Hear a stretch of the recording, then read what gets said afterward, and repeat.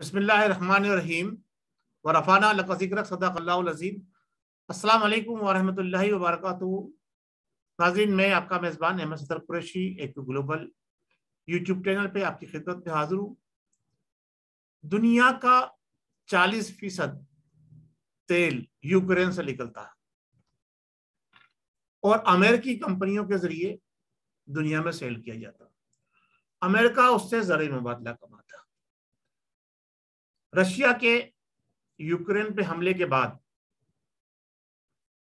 जो सूरत हाल रूनुमा हुई है, उसमें पाकिस्तान एक ऐसा मुल्क है जो अमेरिकी मईशत को सहारा देने में अहम किरदार अदा कर सकता है। न्याजी साहब की हुकूमत की तब्दीली के असल हकाइक आज के प्रोग्राम में जानिए। प्रोग्राम को पूरा देखिए तफसील से, तो आपको पता चलेगा कि जो साबका हुकूमत तब्दील हुई है, उसकी तब्दीली के पीछे जो अवाबिल कार फरमा है, उसमें सबसे अहम जो चीज है वो क्या है। नाजरीन, यूं तो हम बहुत सारे प्रोग्राम करते रहते हैं अपने मुल्क की सियासत के हवाले से, लेकिन आज का प्रोग्राम इंतहाई आपकी नॉलेज में इजाफा करने के लिए इंतहाई अहम साबित होगा कि असल हकाइक क्या हैं। इमरान नियाजी साहब की हुकूमत को क्यों तब्दील किया गया और ये कठपुतली हुकूमत जो इस वक्त कायम की गई है, इससे अमेरिका क्या मकासद हासिल करेगा और पाकिस्तान जो 2023 में एक बेहतरीन मुल्क बनने जा रहा था, यानी इकोनॉमी के हिसाब से इसकी मजबूत होनी थी और आगे बढ़ना था, वो अब किस तरह से मुमकिन है। तो आइए हम शुरू करते हैं। आपको हम बताते हैं कि यूक्रेन पर रूस की मौजूदा ताज़ा तरीन जारियत और मुमकिन कब्जा दरअसल अमेरिकी मईशत पर एक कारी ज़र्ब साबित होगा। रूस चीनी ब्लॉक का एक अहम रुकन है। दुनिया का 40% तेल यूक्रेन से निकलता है, जिसे अमेरिकी कंपनियां बेचती हैं, दुनिया भर के अंदर सप्लाई करती हैं और ज़रिए मुबादला कमाती हैं। चीन शुरू ही से आलमी मईशत पर अमेरिकी इजारादारी, अमेरिकी कंट्रोल को नापसंद करता आया है। लिहाजा इस तेल के मुतबादिल सस्ती एनर्जी जो कि दुनिया के लिए इंतहाई जरूरी थी, चीन ने इजाद की, और वो थी इलेक्ट्रिक व्हीकल्स, ऑटोमोबाइल्स की। दुनिया के अंदर एक नया इनकलाब बर्पा करने के लिए चीन ने इलेक्ट्रिक के जरिए बड़ी व्हीकल्स चलाने का इंतजाम किया और सीपेक के जरिए जो काम पाकिस्तान में 2010 से शुरू हुआ, उसमें ये चीज भी बड़ा अहम किरदार अदा करने जा रही थी कि 3-4 कंपनियां पाकिस्तान में इलेक्ट्रिक मोबाइल्स, 3-4 इलेक्ट्रिक कंपनियां जो व्हीकल्स को इलेक्ट्रिक के जरिए चलाने में अपना किरदार अदा करना था, वो तैयारियां पाकिस्तान में शुरू हो चुकी थी। होना तो 2022 के अंदर ही उस प्रोग्राम को लॉन्च करना था, लेकिन कोविड-19 की वजह से यह सिलसिला कुछ मौखर हो गया और फिर जो हमारी साबका हुकूमत गई है, उसने सीपेक को वो अहमियत नहीं दी जो अहमियत उससे पिछली हुकूमत दे रही थी।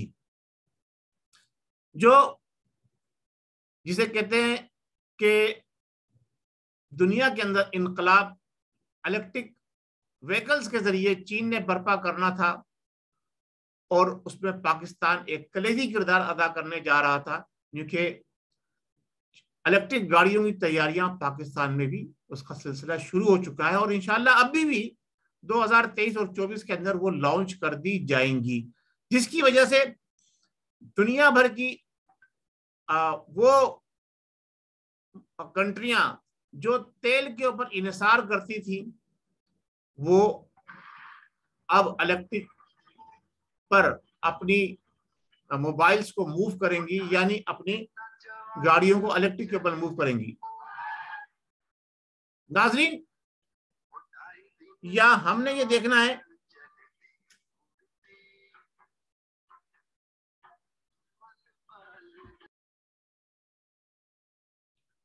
नाज़रीन, तो मैं अर्ज कर रहा था कि इलेक्ट्रिक व्हीकल ऑटोमोबाइल्स टेक्नोलॉजी जो पाकिस्तान के अंदर मुतारुफ कराई जा चुकी है, ये चीन का असल में एक प्रोजेक्ट है और इस पर पाकिस्तान ने भी काम करना शुरू कर दिया और ये गाड़ियां लॉन्च होने जा रही थी 2023 के अंदर, लेकिन हालात की वजह से इसको मौखर किया गया।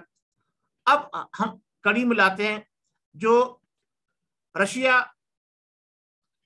ने अब यूक्रेन पे हमला किया है, 40% जो तेल की दुनिया भर की मांग को यूक्रेन के जरिए पूरा किया जाने था, उस पर अमेरिकी और यूरोपीय यूनियन की मैशियत बेस करती थी। अब जब के रशिया उस पर काबिज हो जाएगा, और चीन और रशिया एक दूसरे के साथी हैं, दोस्त हैं, और चीन जो है दुनिया भर के अंदर इलेक्ट्रिक ऑटोमोबाइल्स व्हीकल्स को जो है मुतारुफ करा रहा है, तो इसकी वजह से अमेरिकी मैशियत डूब जाएगी, यूरोपीय यूनियन की मैशियत डूब जाएगी, उसकी जो दुनिया भर में इजारादारी थी वो खत्म हो जाएगी, और पाकिस्तान इसका पार्ट बनने जा रहा था। पहले तो अमेरिका ने भारत के जरिए ये कोशिश करी कि चीन को टफ टाइम दिया जाए, लेकिन चीनी मसनूआत को भारत के अंदर बहुत ज्यादा इस्तेमाल किया जाता है, और लद्दाख के मैटर के ऊपर और बहुत सारे मामलात के अंदर जो है वो भारत की बहुत कोशिश के बावजूद, अमेरिका की मुकम्मल सपोर्ट के बावजूद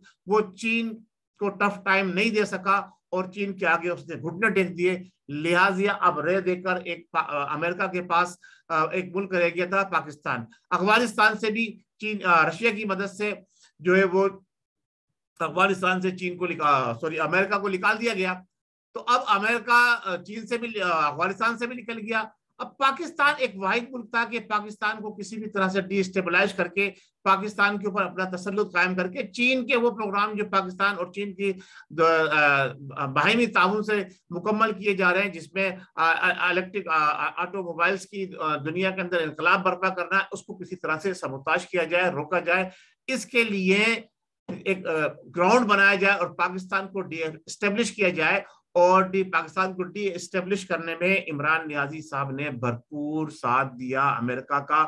वर्ल्ड बैंक अमेरिका के यानी पाकिस्तान स्टेट बैंक जो है वो अमेरिका के हवाले कर दिया, वर्ल्ड बैंक के हवाले कर दिया, इसका मतलब अमेरिका के हवाले कर दिया। और भी बहुत सारे ऐसे इक़दाम किए जा रहे थे जो ना हमारे अस्करी इदारों को पसंद थे, ना हमारे थिंक टैंकर्स को पसंद थे।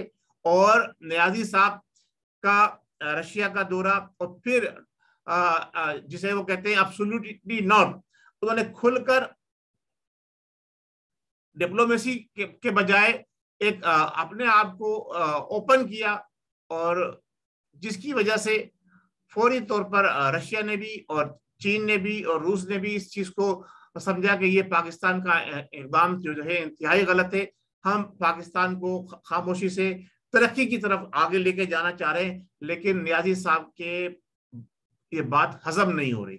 जो भी बात होती थी नियाजी साहब वो ऐलान कर देते थे, जो पाकिस्तान की आइंदा आने वाले फ्यूचर के लिए इंतहाई नुकसानदेह थी। जिस तरह से अब उन्होंने अस्करी इदारों को, जिसे एक तरह से कह ले, इल्जामात की जद में लाकर, अदलिया को इल्जामात की जद में लाके पाकिस्तान की साख दुनिया भर के अंदर मजरू कर दी, और अब पाकिस्तान की साख इस तरह इतनी मजरू हो गई कि कोई भी पाकिस्तान की हुकूमत के ऊपर, पाकिस्तान के अस्करी इदारों के ऊपर दुनिया का कोई कंट्री, कोई मुल्क उन पर भरोसा करने के लिए कई बार सोचेगा कि हैं इनकी अपनी हुकूमत, इनके अपने लोग अपने अस्करी इदारों के खिलाफ इतने हैं, इसका मतलब कुछ तो गलत है ना वहां पर, और जिसकी वजह से ये सारे मामला चल रहे। तो ये सारा सिलसिला जो चलता आया, इस पर मैं आपको तफसील से बात करना चाह रहा था, लेकिन बात यह है कि प्रोग्राम का टाइम बहुत मुख्तसर होता है, और हमने अपने मुख्तसर प्रोग्राम में आपको पूरा मैसेज देना होता है। तो वो मैसेज, सबसे अहम बात जो है वो यही है कि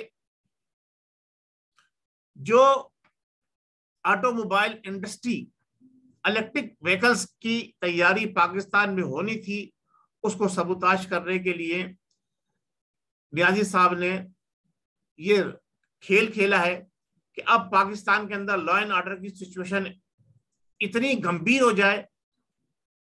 मईशत पहले ही दांव पे लगी हुई थी, जिसको परवान चढ़ना था, अब नियाजी साहब की हुकूमत जो है वो खत्म हो गई है। तो अब इन्हें ये खतरा है कि कहीं ऐसा ना हो कि जिनको हुकूमत मिली है अब उनकी दौरे हुकूमत के अंदर ये प्रोजेक्ट पाया तकमील पहुंच जाए और सारा क्रेडिट उनके सर चला जाए। तो लिहाजा अवाम को अस्करी इदारों से लड़ा दो, पाकिस्तान को डी एस्टेब्लिश कर दो, और पाकिस्तान जो तरक्की की सीढ़ी पे चढ़ने वाला था वो किसी भी तरह से सीढ़ी उसके पांव के नीचे से उतार ली जाए।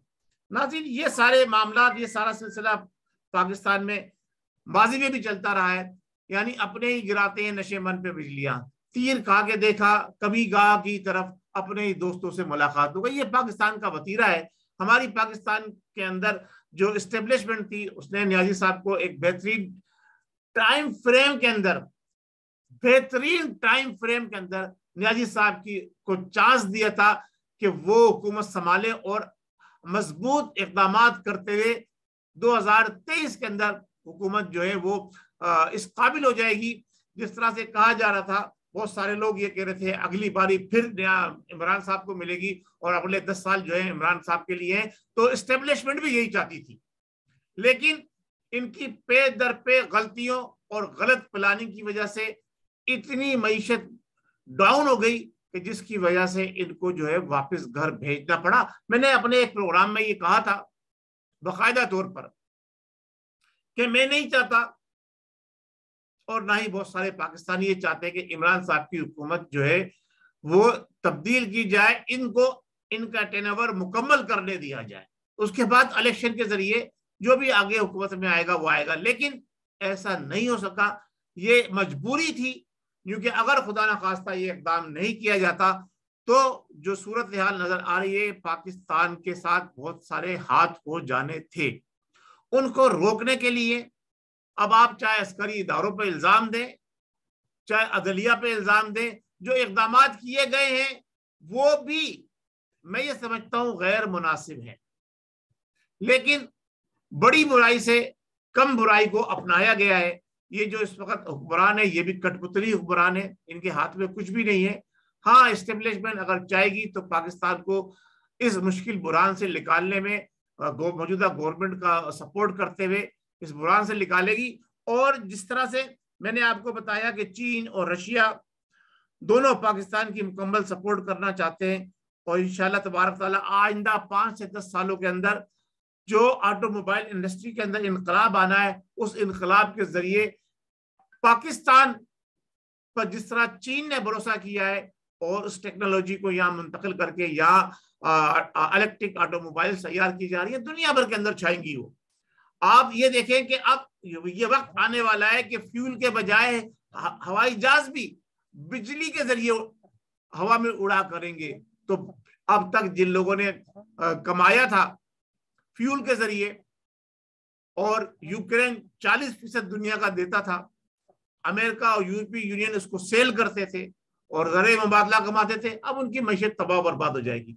तो आइंदा 5 से 10 सालों के अंदर दुनिया का सुपर पावर मुल्क एक ही होगा और वो चीन होगा। और पाकिस्तान जब उसके साथ जुड़ा हुआ है, उसका दोस्त होगा, तो पाकिस्तान भी इस्लामिक दुनिया का वाहिद सुपर पावर होगा। बल्कि दुनिया के अंदर मैं ये समझता हूँ 2030 से पहले पाकिस्तान वो हैसियत और वो मुकाम हासिल कर लेगा जो अब रशिया को और जिसे ये कह लें चीन को अमेरिका के मुकाबले में है।